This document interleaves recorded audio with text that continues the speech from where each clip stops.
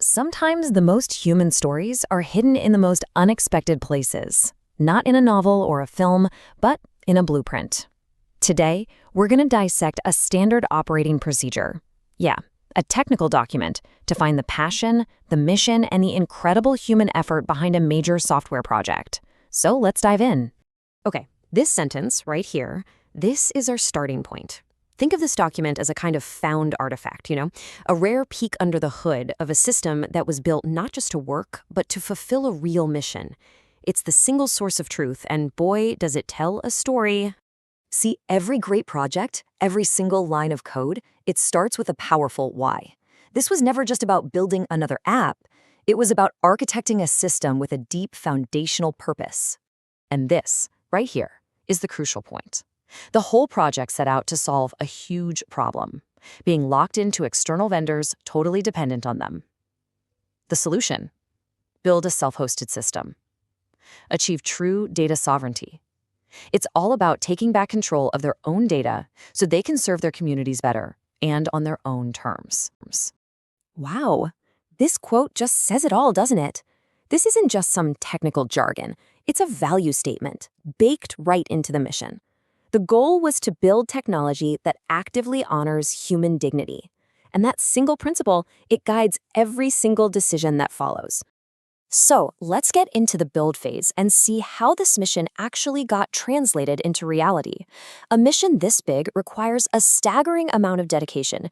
And this blueprint, well, it gives us the numbers to prove it.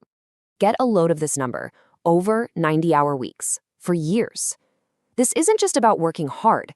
It's a testament to the profound commitment and the absolute belief in the project's purpose. This is the human cost of turning a big vision into a working reality. And this timeline, it just shows the incredible pace they were moving at. From inception in late 2023 to Superbase liberation, which is such a great term for achieving data sovereignty, and then a full production launch just 2 years later. The whole timeline is just packed, showing constant, rapid, nonstop development. Now, here's what's so cool about this. This slide connects that huge, grand mission to a tiny, super specific feature, ADHD-friendly magic links. I mean, this is human-centered design in action. It's about thinking ahead, anticipating a user's potential frustration, and designing a solution that just works better for the human brain.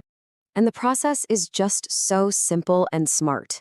You ask for a new link, and the system automatically cleans up all the old ones. No more digging through your inbox trying to figure out which of the 5 links is the right one.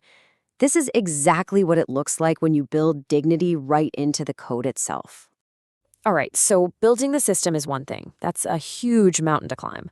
But keeping it running 24/7, that's a whole different challenge. Let's look at what it takes to maintain a mission-critical platform once it actually goes live.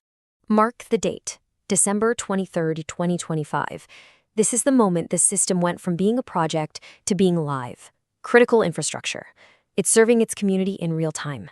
The stakes? They're officially way, way higher. So how do they keep it all stable? Well, meet the unsung heroes of the production stack. You've got PM2, which is kind of like a robotic supervisor that's on duty 24/7, constantly watching the app and restarting it in a flash if anything goes wrong.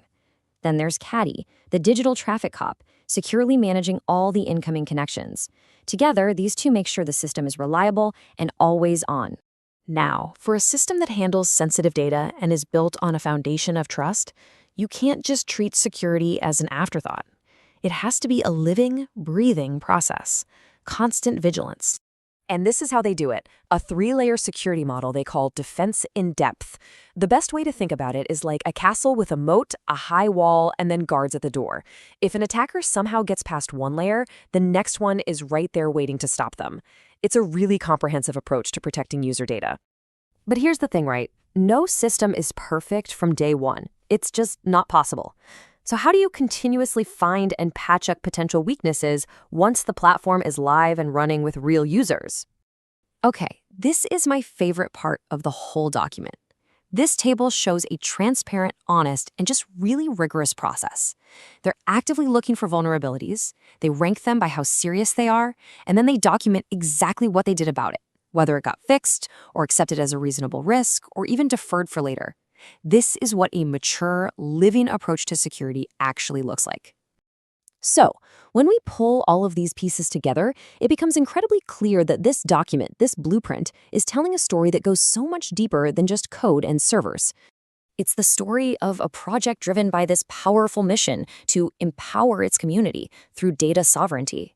It's about building technology with empathy, with human dignity at its very core.